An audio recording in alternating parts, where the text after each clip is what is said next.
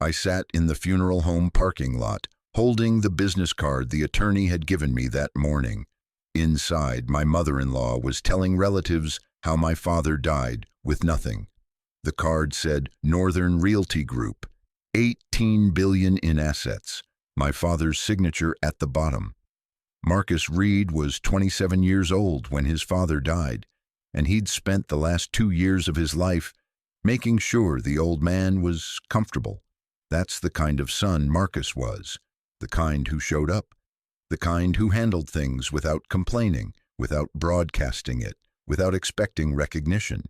He worked full-time managing a small apartment complex in North Philadelphia, 40 units, mostly working families, and every evening after his shift, he'd drive 20 minutes to his father's row house to check on him, make sure he'd taken his medication, make sure he'd eaten, make sure he wasn't alone. Marcus's father was named James Reed, and for as long as Marcus could remember, his father had worked as a building superintendent. That's what Marcus knew him as, a maintenance man, someone who fixed boilers and replaced light fixtures and kept apartment buildings running. They'd lived in the same narrow row house Marcus's whole life, 3 bedrooms, old wooden floors, a kitchen that hadn't been updated since the 80s. James drove an old pickup truck and wore work boots every day and never complained about money, but they never had extra either. They had enough. That was the word James used. Enough. Marcus grew up understanding the value of work because his father showed him. You don't call out sick when people are counting on you. You don't make excuses. You show up early and you stay late if the job isn't finished. James taught him that dignity came from doing things right, not from how much money you made or what kind of car you drove. Marcus internalized that lesson. It became part of who he was. He met Jasmine 4 years ago at a community center event, some charity basketball game that Marcus got dragged to by a coworker. She was 21 then, working as a medical receptionist, and she had this way of talking to people that made them feel seen. Marcus noticed that first, how she remembered everyone's name, how she asked about their day and actually listened to the answer. They started dating a few months later, and within a year, Marcus knew he wanted to marry her. Jasmine's family was different from Marcus's. Her mother, a woman named Diane Porter, was a real estate agent in the suburbs, successful by most measures, sold houses in the $400,000 to $800,000 range, drove a BMW, wore expensive jewelry. Her father, Gregory, was quieter, worked in corporate finance, let his wife lead most conversations. Jasmine had an older sister, a woman named Nicole, who'd married a lawyer and seemed to view that as her primary accomplishment. From the first time Marcus met Diane, he could feel her measuring him. She asked what he did for work, and when he said he managed an apartment building, her smile got tight. She asked where he lived, and when he said West Philadelphia, she glanced at her husband. She asked about his father, and when Marcus said he was a building superintendent, Diane nodded in that way people do when they're trying to be polite, but they've already made a decision about you. Marcus worked 2 jobs the year before he proposed to Jasmine, managed the apartments during the day, and did security work on weekends. He saved for a ring. Nothing extravagant, but something real. When he proposed, Jasmine said yes immediately, and for a moment Marcus thought maybe her family would come around. But at the engagement dinner, Diane made a point of mentioning that Nicole's husband had proposed with a ring from Tiffany. She didn't say it to hurt Marcus exactly. She said it the way people state facts they think everyone should acknowledge. The wedding was small. Marcus paid for most of it himself because he didn't want to owe anyone anything. Jasmine's family contributed some, but Diane made sure everyone knew it. They got married at a modest venue, had a nice reception, and started their life together in a 1-bedroom apartment near Marcus's work. Jasmine seemed happy. Marcus was happy, but family dinners at Diane's house always felt like auditions Marcus wasn't quite passing. Diane had this way of bringing up other people's success in casual conversation. Nicole's husband just made partner. The neighbor's son was starting at a prestigious firm. Someone from her book club had a son-in-law who just bought a vacation home. She never said Marcus was failing, but the implications hung in the air like smoke. Gregory would change the subject sometimes, but he never contradicted his wife. Nicole usually joined in, comparing her husband's career trajectory to whatever Marcus was doing, and Jasmine, caught in the middle, usually went quiet or tried to steer the conversation somewhere safer. Marcus never defended himself aggressively at these dinners. He'd just nod, eat his food, ask polite questions. He figured his life spoke for itself. He was working, paying bills, treating his wife well. That should matter more than some performance of success. But he could feel Diane's disappointment every time they saw each other. She'd wanted something different for her daughter, someone whose job she could brag about, someone who fit her idea of what upward mobility looked like. Then James got sick. It started as shortness of breath, something the doctors thought was bronchitis, but it didn't get better. Tests revealed respiratory disease, scarring in his lungs from years of exposure to dust and chemicals in old buildings, or at least that's what they thought. The disease progressed faster than anyone expected. Within 6 months, James needed oxygen. Within a year, he couldn't live alone. Marcus moved him into a care facility briefly, but his father hated it. So Marcus started spending every evening at the row house, making sure his father was comfortable, managing his medications, coordinating with hospice nurses. Diane made comments during this period too, little observations that felt like judgments. At least there won't be complicated estate issues. I'm sure your father kept things simple. It's good when families don't have to fight over inheritance. Marcus heard these comments and said nothing. His father was dying. That's what mattered, not Diane's opinions about his father's finances. Marcus depleted most of his savings paying for his father's care. The life insurance policy James had was small, maybe enough to cover the funeral if Marcus kept it modest. So that's what Marcus did. He arranged a simple service at a funeral home in the neighborhood, a place that didn't charge extra for dignity. He picked an affordable casket. He wrote the obituary himself. He handled everything because that's what you do when you're the son and there's no one else to do it. The funeral happened on a Thursday morning in late September. Maybe 40 people showed up. Neighbors who remembered James. A few former tenants from buildings where he'd worked. Some of Marcus's co-workers. Jasmine came and her family arrived late, sitting in the back row. Marcus stood by the casket greeting people, shaking hands, accepting condolences, trying to hold himself together. After the service, there was a small reception in the funeral home's gathering room. Coffee and cookies, nothing elaborate. Marcus moved through the room, thanking people for coming, making small talk, performing the rituals of grief that society expects.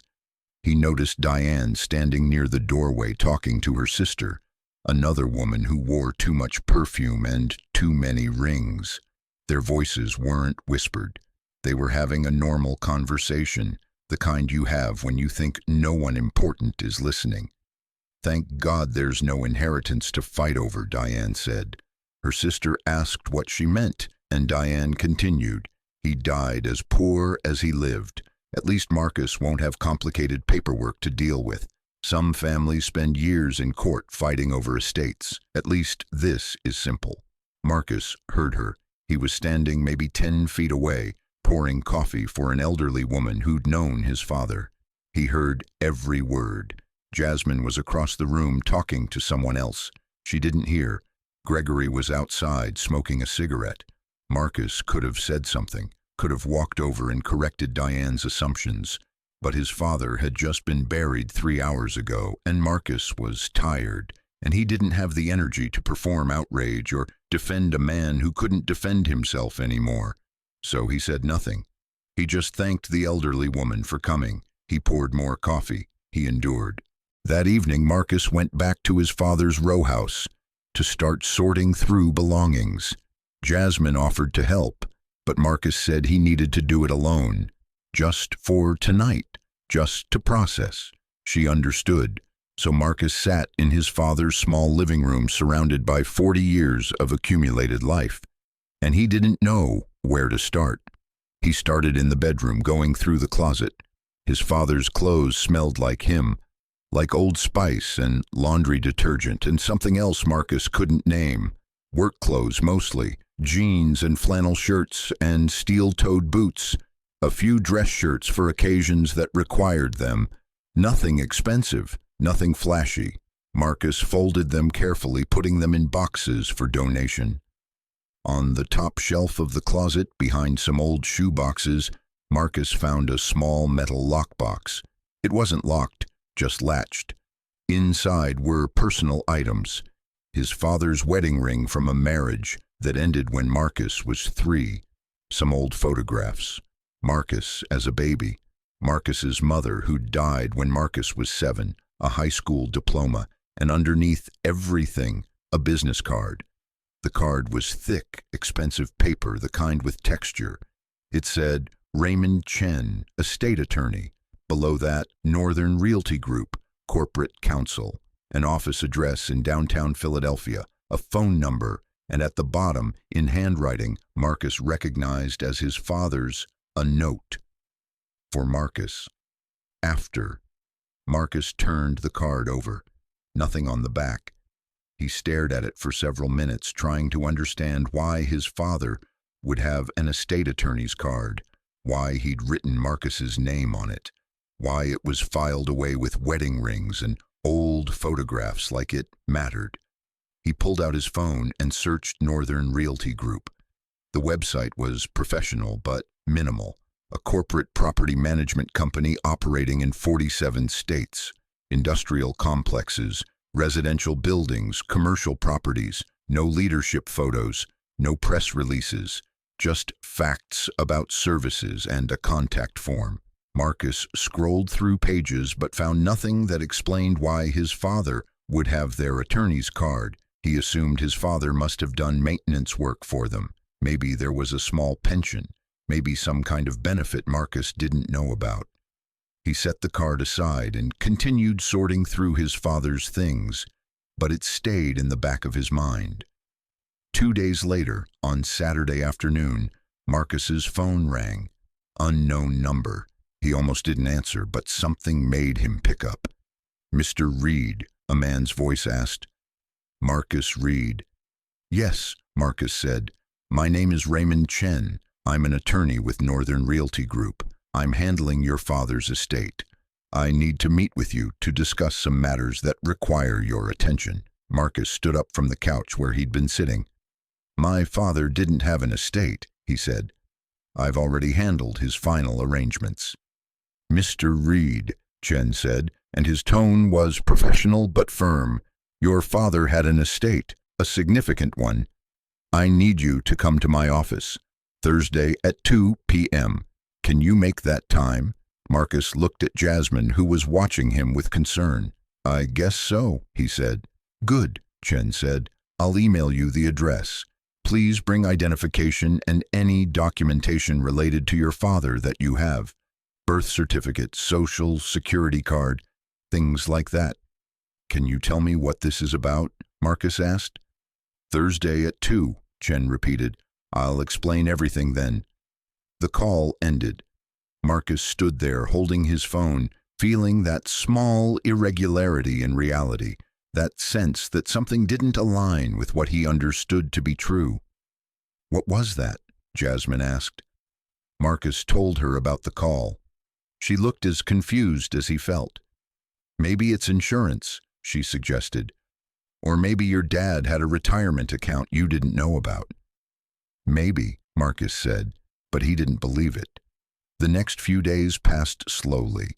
Marcus went to work, managed tenant complaints, coordinated repairs, lived his normal life. But Thursday at 2 p.m.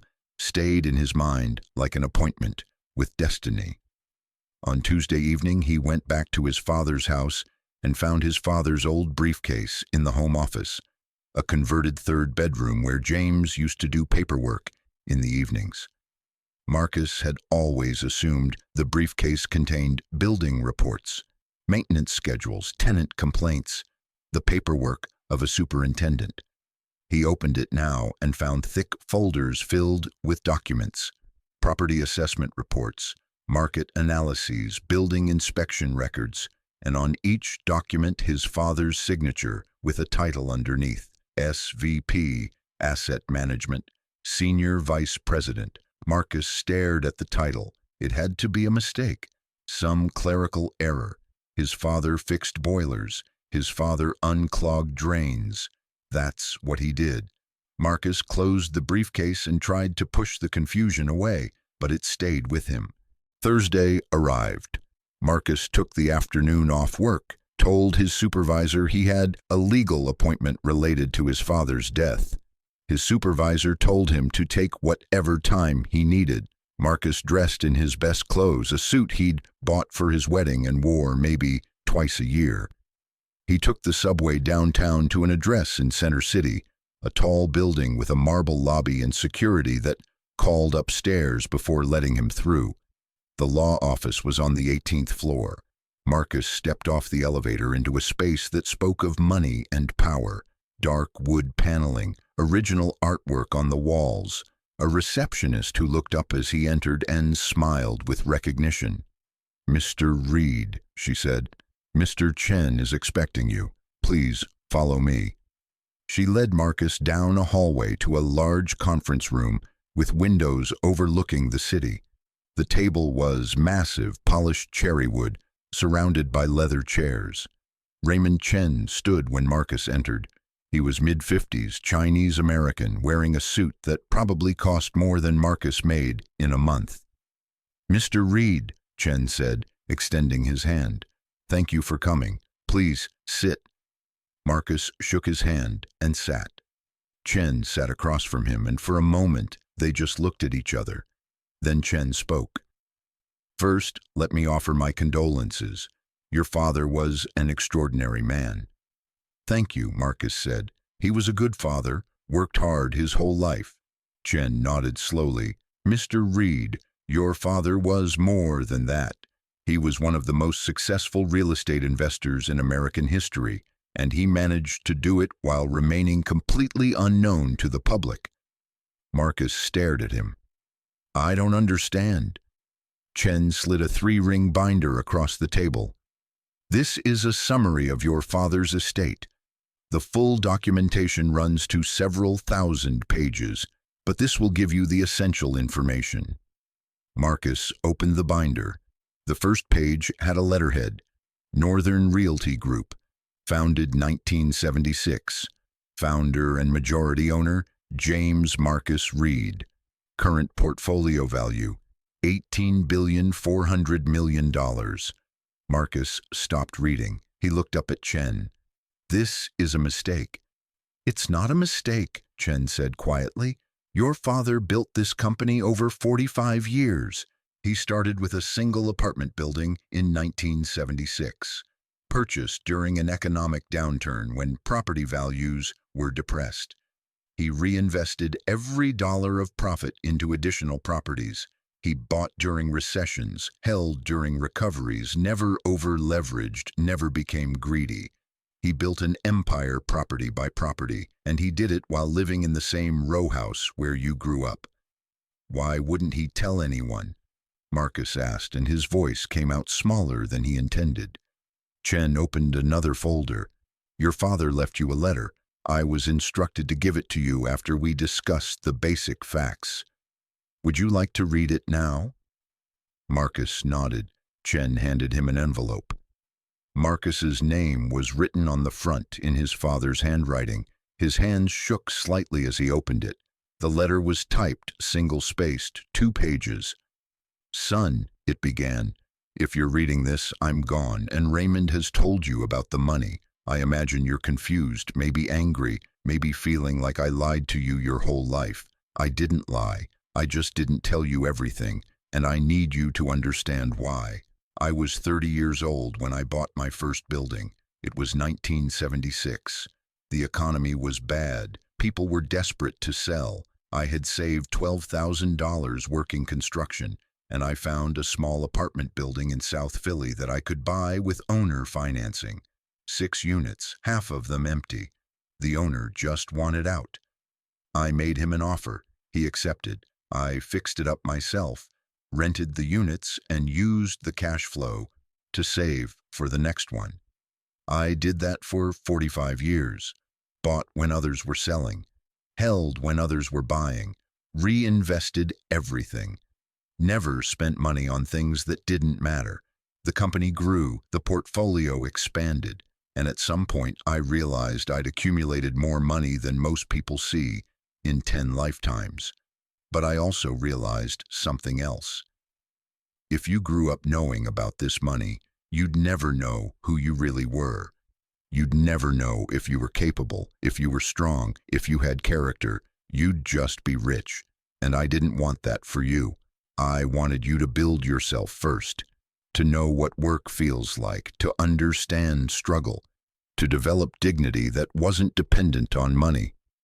I watched you grow into a man I'm proud of. I watched you work 2 jobs to save for a ring.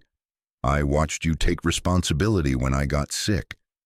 I watched you endure judgment from people who thought they were better than you because they had nicer cars or bigger houses. And you never broke. You never compromised who you were. You earned this inheritance by not needing it. The trust is structured so you'll always be financially secure. Raymond and his team have managed these properties for decades. They know what they're doing. You can be as involved as you want, or you can let them handle it and focus on whatever brings you meaning. The choice is yours. I'm sorry if this feels like a betrayal. I'm sorry for every hard moment you experienced that I could have prevented with money. But I'm not sorry for the man you became. That was the inheritance I really wanted to give you. Everything else is just numbers. Love, Dad. Marcus read the letter twice.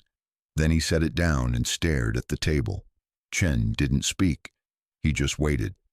Does my wife know? Marcus finally asked. Only what you choose to tell her, Chen said. Marcus nodded. He felt like his entire life had just been rewritten. Every memory now had a different context. His father watching him struggle to save money. His father living in that small house. His father wearing work clothes every day. It wasn't poverty, it was a choice. A lesson delivered through example. I need to see the property list, Marcus said. Chen opened the binder to a specific page. Properties were listed by state. Pennsylvania had the most 63 buildings. Apartment complexes, commercial properties, industrial spaces. Marcus recognized several addresses, buildings where his father had worked, buildings Marcus had visited as a kid, watching his father check boilers and repair electrical panels. His father hadn't been the superintendent, he'd been the owner. How is this structured legally? Marcus asked. Chen explained. Irrevocable trust. Marcus as sole beneficiary, property management team already in place, tax optimized, completely legitimate. The company generated consistent cash flow, reinvested automatically, required minimal oversight. Marcus could walk away and never think about it again, or he could involve himself deeply. The structure allowed for both. I need time, Marcus said. Take whatever you need, Chen replied. But there are some documents that need your signature. Formalities related to trust administration. We can handle those today or schedule another appointment. They spent the next 2 hours going through paperwork. Marcus signed where Chen indicated, his mind somewhere else the whole time. He learned that his father had employed the same management team for 30 years. That the company had a reputation in the industry for fair rents and quality maintenance, that his father had never foreclosed on a tenant, never evicted families without cause, never prioritized profit over people. When they finished, Chen walked Marcus to the elevator. "I knew your father for 26 years," he said. "He was the most principled man I've ever met. He could have been famous, could have been on magazine covers, could have been recognized as one of the great investors of his generation. He chose obscurity. That takes a special kind of strength." Marcus nodded. The elevator doors opened. He stepped inside and rode down alone, watching the numbers descend, feeling like he was returning to a world that no longer made sense. He didn't go home right away. He walked the city for hours, processing. He passed buildings his father owned and hadn't known were his. He thought about every conversation they'd ever had, every lesson his father had taught him, every moment that now meant something different. His father had let him struggle, had watched him work 2 jobs, had allowed Diane and her family to judge them both, had endured the label of poor, working class, unremarkable, and he'd done it all on purpose. By the time Marcus got home, it was after 8. Jasmine was worried. "Where were you?" she asked. Marcus told her he'd been walking, thinking. She asked what the attorney wanted, and Marcus said it was complicated. He'd explain later. She didn't push. They ate dinner quietly, and Marcus went to bed, with his mind still racing. Over the next week, Marcus returned to Chen's office 3 more times. He read through decades of acquisition documents. He saw his father's handwritten notes on property values, market cycles, demographic shifts. He found photographs of his father standing in front of buildings, never smiling for the camera, just documenting ownership. He discovered that his father had helped tenants during hard times, had created payment plans during recessions, had never raised rents aggressively even when the market would have supported it. The pattern became clear. His father had built wealth by being patient and principled. He'd made money by making good decisions consistently over decades, not by exploiting people or chasing short-term gains. He'd created something sustainable, and now it belonged to Marcus. Marcus also found letters his father had written over the years. Dozens of them never sent, meant to be read after his death. His father had documented moments he was proud of, times Marcus had helped neighbors without being asked, decisions Marcus had made that showed character. His father had almost revealed the truth several times. The letters revealed, but had decided that dignity mattered more than comfort. And then there were the letters about Diane. His father had endured her judgment silently for years. She'd made comments at family gatherings about their modest life, about his blue-collar work, about Marcus needing to aim higher. His father had heard it all, and according to his letters, he'd found it sad more than insulting. Sad that she measured worth in such narrow ways. Sad that she couldn't see value in things that didn't announce themselves. Marcus thought about telling Jasmine multiple times that week, but something stopped him. He wanted to understand what he was feeling first. He wanted to know what this information meant for their life, their marriage, their future. He watched Jasmine interact with her family normally, heard Diane make another comment about Marcus's limited prospects during a phone call, and said nothing. He was processing, planning, thinking about what came next. 2 weeks after his father's funeral, Diane called Jasmine and insisted on having a family dinner at her house. To support Jasmine during this difficult time, she said. Marcus heard this and agreed to go. Jasmine seemed relieved. She'd been worried her husband and her family would drift apart now that his father was gone. The dinner was scheduled for Saturday evening. Marcus dressed carefully that day, wore his wedding suit again, brought a bottle of wine he'd purchased specifically for the occasion. Nothing expensive, but respectable. They drove to Diane's house in the suburbs, a large colonial with a manicured lawn and expensive cars in the driveway. Nicole and her husband were already there. Gregory answered the door and shook Marcus's hand without much warmth. The house was decorated like a showroom. Everything coordinated, nothing out of place. Expensive art on walls. Diane greeted them in the foyer wearing jewelry that probably cost more than Marcus made in several months. She hugged Jasmine and gave Marcus a tight smile. They gathered in the dining room. The table was set formally. China plates, crystal glasses, cloth napkins. Diane had made her signature roast chicken. Nicole's husband, a man named Kenneth, talked about a case his firm had just won. Diane mentioned a property she'd recently sold, $800,000, her biggest commission of the year. Gregory discussed retirement investments. The conversation moved around the table, polite and surface level, everyone performing their version of success. Diane looked at Marcus, still managing that apartment building in West Philly. "Yes," Marcus said. She nodded. "That's steady work. Steady is good." The implication hung in the air. Steady but not impressive. Steady but not ambitious. Steady but not what Diane wanted for her daughter.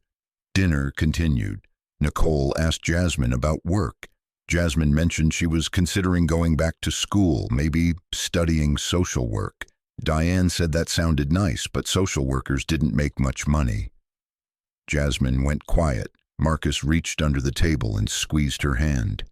After the main course, during a lull in conversation, Diane looked at Jasmine and said, "Now that funeral expenses are settled, what's next for you two?" "We're thinking about taking a modest vacation," Jasmine said. "Maybe somewhere quiet." "That's good," Diane replied. "You've been through a lot, and at least you don't have estate complications to deal with. Some families fight over inheritance for years. Legal battles, family divisions. At least you don't have to worry about that." She said it casually, a statement of fact, a small comfort offered. Marcus set down his fork. "Actually," he said, his voice calm, "I've been meeting with estate attorneys." The table went quiet. Diane looked at him with confusion. "Estate attorneys? For what?" "My father's holdings," Marcus said. Diane laughed, not unkindly but dismissively. "Sweetheart, we all know your father didn't have holdings." Marcus looked at Gregory. "You've heard of Northern Realty Group?" Gregory's expression changed slightly. "The property management company?" "Yes," Marcus said. "My father founded it. I inherited his controlling interest." No one spoke. Nicole stared at Marcus like he'd just spoken a foreign language. Kenneth leaned forward slightly. Jasmine's mouth opened, but no sound came out. "That's impossible," Diane said, but her voice had lost its certainty. "James was a maintenance man. He owned the buildings," Marcus said simply. "He built the company over 45 years, 47 states, 18.4 billion in assets." He reached into his jacket pocket and pulled out a document Chen had given him. A summary statement on law firm letterhead. He placed it on the table between the chicken and the roasted vegetables. Diane picked it up with shaking hands. Gregory leaned over to read with her. The number was printed clearly at the bottom, $18,400,000,000.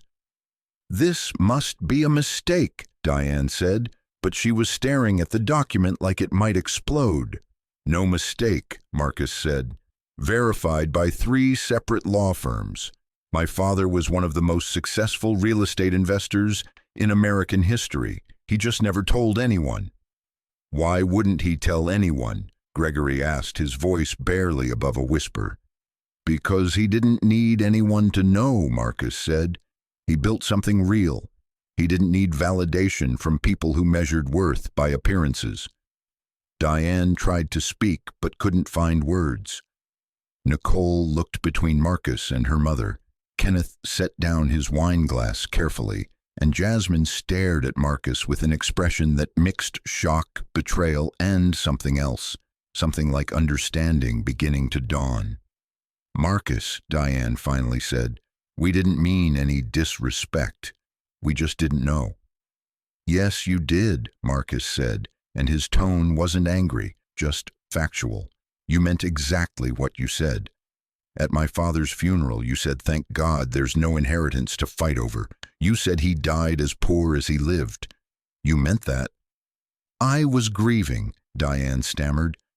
I didn't think. You were stating what you believed to be true, Marcus interrupted gently.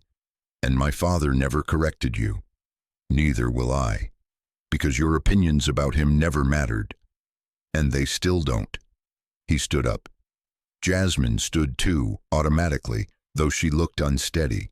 Marcus looked at Diane, at Gregory, at Nicole, at Kenneth, all of them frozen in their seats. Thank you for dinner, Marcus said. We'll be going now. He walked to the door. Jasmine followed him. Behind them, Diane's voice rose. Marcus, wait. We need to talk about this.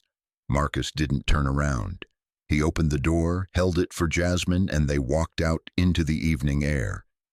In the car, neither of them spoke for several minutes. Marcus drove carefully, watching the road, his hands steady on the wheel. Jasmine cried quietly in the passenger seat. Finally, she spoke. Why didn't you tell me? Marcus glanced at her. Because I'm still the same person I was 3 weeks ago. The money doesn't change who I am. My family has been. She couldn't finish. They've been exactly who they are, Marcus said. Now we know that. Now it's clear. Why did your father do this? Why did he live like that if he had all that money? Marcus thought about his father's letter. To teach me something money can't buy. To make sure I built myself first. To show me that dignity doesn't come from what you have. It comes from who you are. Jasmine wiped her eyes. My mother is never going to forgive herself. Maybe, Marcus said. Maybe not. Either way, that's her journey to take. Not mine. They drove home in silence. Inside their small apartment, Jasmine sat on the couch and stared at nothing. Marcus made tea. They sat together, not touching, both trying to process a reality that had shifted under their feet. The next few days were difficult. Diane called repeatedly. Jasmine answered once and came away from the conversation, looking exhausted. Her mother wanted to explain herself, wanted to apologize, wanted to talk about this like family. But what was there to explain? The words had been said. The judgment had been passed. Marcus wasn't angry about it. He was just clear. He met with Chen again. They discussed setting up a family trust, establishing legal boundaries, creating structures that would protect Marcus's inheritance regardless of what happened in his marriage. Chen mentioned that Marcus's father had anticipated this possibility, had drafted protections, had made sure that the wealth couldn't be claimed by anyone other than Marcus, unless Marcus chose otherwise. Marcus also established something else, a foundation. He named it after his father, the James Reed Foundation. Its focus would be helping working families with housing stability, rent assistance programs, down payment help for first-time home buyers, after-school programs in the buildings his father owned. Marcus would serve as chairman. He'd take a modest salary. The rest would go to the mission. Meanwhile, Diane showed up at Marcus and Jasmine's apartment unannounced. She brought Gregory and Nicole. They wanted to clear the air, she said. Wanted Marcus to understand that they'd loved his father, that they'd never meant to hurt anyone, that they were family. Marcus invited them in, offered them seats, asked what exactly they wanted to clear. Diane struggled. I want you to know I was emotional at the funeral. I said things I shouldn't have said. You said what you believed, Marcus replied calmly. You looked at my father's life and saw poverty. You measured him by what he didn't have instead of who he was. That's a choice you made. Now you know you were wrong, but your being wrong doesn't mean you're sorry. It just means you're embarrassed. That's not fair, Diane said. Mrs. Porter, Marcus said, and his voice was gentle but firm. My father had more money than everyone in this room combined. He could have proven you wrong at any time. He chose not to, because your opinion didn't matter to him. And it doesn't matter to me. You're Jasmine's mother. I'll be respectful, but I'm not performing closeness that doesn't exist. Diane left that day without getting what she came for. Gregory apologized quietly on his way out. Nicole didn't say anything, and Jasmine stood in the doorway after they left, looking at Marcus like she was seeing him for the first time. Over the next few months, life stabilized into a new pattern. Marcus continued managing his apartment building. He also became actively involved in the foundation, attending meetings, approving programs, speaking at events when required. The foundation helped 200 families avoid eviction in its first 6 months, provided down payment assistance for 50 first-time homebuyers, opened after-school programs in 3 of his father's old properties. Media coverage followed. Local news ran a story about the mysterious billionaire who'd lived in North Philadelphia his whole life and never told anyone. The story mentioned Marcus, described him as continuing his father's legacy of quiet philanthropy. Marcus declined interviews, referred reporters to the foundation's communications team, kept himself out of the spotlight as much as possible. His relationship with Jasmine deepened through this period. The revelation had shaken them, but it had also clarified things. Jasmine saw that Marcus hadn't changed with wealth.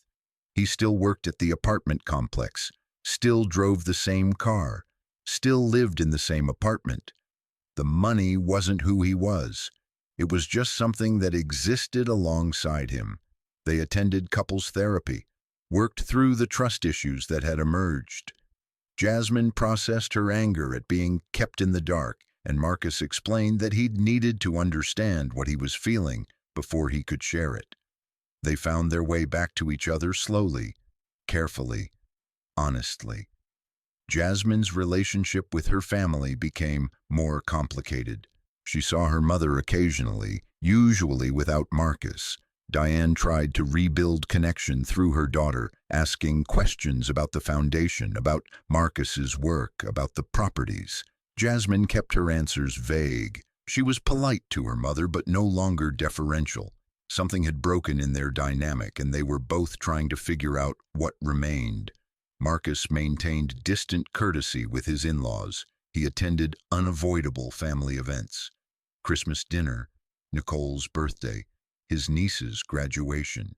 He showed up, was polite, left when appropriate, but there was no pretense of closeness. Diane tried to engage him in conversation at these events, asking about the foundation, complimenting his work, performing interest. Marcus answered her questions factually and moved on. He didn't hold grudges. He just didn't invest energy in relationships that weren't genuine. Diane faced her own consequences in ways Marcus had nothing to do with.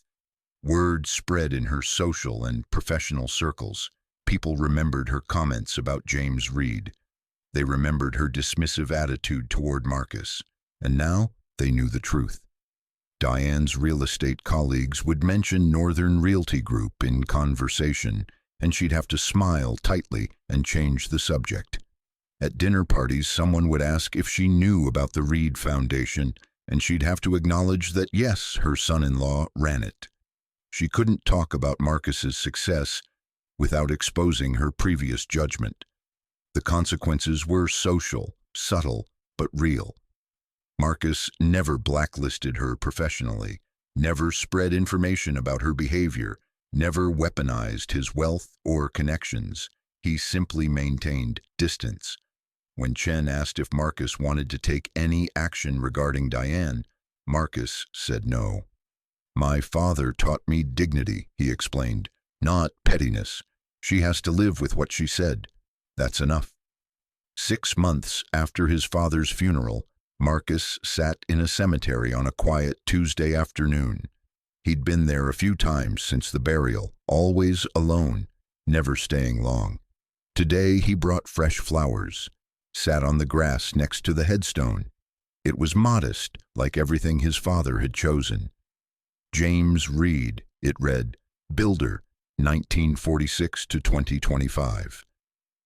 "I understand now," Marcus said quietly, "what you were trying to teach me. That dignity comes from inside, that wealth doesn't validate you, That character is what remains when everything else falls away. A breeze moved through the cemetery. Marcus sat in silence, feeling closer to his father dead than he ever had alive. Not because of the money, because of the lesson the money represented. His father had given him the gift of struggle, the gift of uncertainty, the gift of building himself without shortcuts. And now Marcus had the resources to do something meaningful with what he'd learned. The foundation grew. Within a year, it operated in 5 cities, helped over 1,000 families, created pathways for working-class people to build wealth through home ownership. Marcus worked closely with the staff, stayed involved in decisions, kept the mission aligned with his father's values. He took no personal credit, deflected attention. Let the work speak for itself. Jasmine went back to school, studying social work part-time while working at the foundation. She'd found purpose in the mission, found meaning in helping families like Marcus's family had been. Or like people thought Marcus's family had been. She understood now that perception wasn't reality, that dignity existed independent of circumstances. Her relationship with Marcus strengthened as they worked together towards something bigger than themselves. One evening, they sat at home eating dinner, TV on in the background, living their normal life. Jasmine's phone buzzed. A text from her mother. "Can we have lunch?" Jasmine showed Marcus. He read it and handed the phone back. "If you want to. Do you mind?" she asked. "I don't need your mother's approval," Marcus said. "But she's your mother, you decide." "She's different now," Jasmine said quietly. "Maybe," Marcus replied. "Time will tell." Jasmine scheduled the lunch. Marcus didn't ask about it afterward. Jasmine said it went okay, said her mother was trying, said some things take time to heal. Marcus nodded. He hoped, for Jasmine's sake, that Diane could find her way to something real, but he didn't need it for himself. He'd already found what mattered. Late one night, Marcus stood in his father's old home office, now mostly empty, preparing to sell the row house. He'd kept a few items: the briefcase, the letters, some photographs. The rest would be donated or sold. He ran his hand along the desk where his father had made decisions that built an empire, where his father had chosen struggle over comfort, character over status, authenticity over performance. Marcus's phone rang, Chen's name on the screen. He answered. "Marcus," Chen said, "I have the quarterly report. The portfolio performed above projections. The trust generated $42 million in distributable income this quarter." "Send it to the foundation," Marcus said. "All of it?" "All of it. I have what I need." Chen was quiet for a moment. "Your father would be proud." Marcus looked around the empty office. "My father knew who I was before I had any of this. That's the inheritance that mattered." He ended the call, turned off the light, locked the door behind him, drove home to his small apartment, to his wife, to his normal life that now had extraordinary resources behind it, but remained fundamentally unchanged. Because Marcus had learned what his father wanted him to learn, that you are who you are regardless of what you have. That dignity is built in private moments, not public performances. That the most powerful statement is sometimes the one you don't have to make. Diane Porter lived with her words. They didn't haunt her exactly, but they were there, in quiet moments, in reflections she couldn't avoid.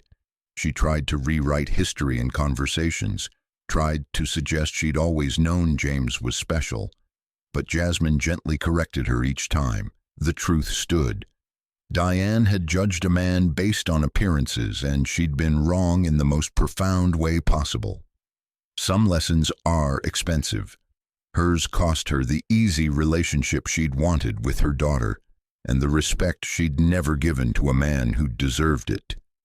Marcus continued his father's work, built housing programs, created opportunities, helped families build stability. He did it quietly, consistently, without fanfare. Some people learned, some people didn't.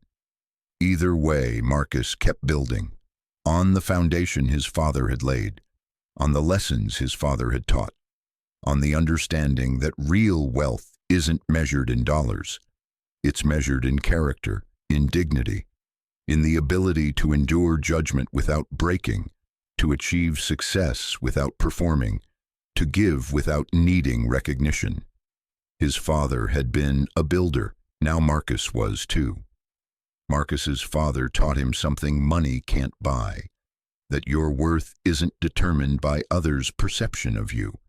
Have you ever been underestimated by someone, only to prove them wrong not through confrontation, but simply by being who you are? Share your story in the comments below. And if this story reminded you that dignity is built in silence, not in performance, consider subscribing. Sometimes the most powerful statement is the one you don't have to make.